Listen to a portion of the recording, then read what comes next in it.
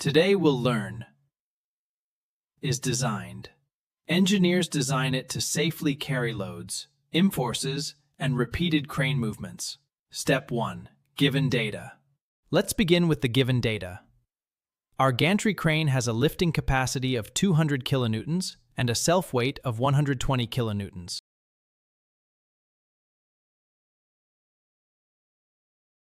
Now let's calculate the maximum wheel load. First, we add the crane capacity and self-weight. This gives a total load of 320 kilonewtons. Now let's find the load on each wheel. The total load of 320 kilonewtons is shared equally by 4 wheels. Dividing 320 by 4 gives 80 kilonewtons per wheel. Next, we include the impact factor, because cranes move while lifting loads. Multiplying 80 by 1.25 gives a design wheel load of 100 kilonewtons. Now that we know the design wheel load, let's calculate the maximum bending moment. We assume the wheel load acts at the center of the beam using the standard bending moment equation. Now let's substitute the values into the equation.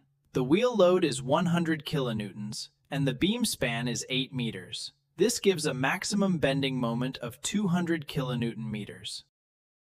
Now we need to find the required section modulus.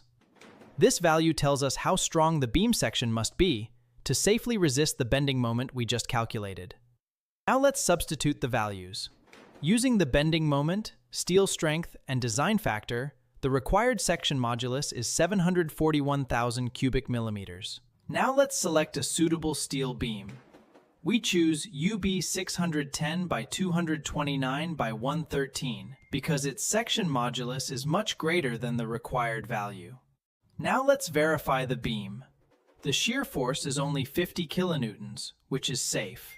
We also check the horizontal surge force and beam deflection to ensure reliable crane operation. Finally, we check fatigue because cranes operate repeatedly. The beam satisfies all design requirements, making it safe, reliable, and suitable for long-term industrial crane service.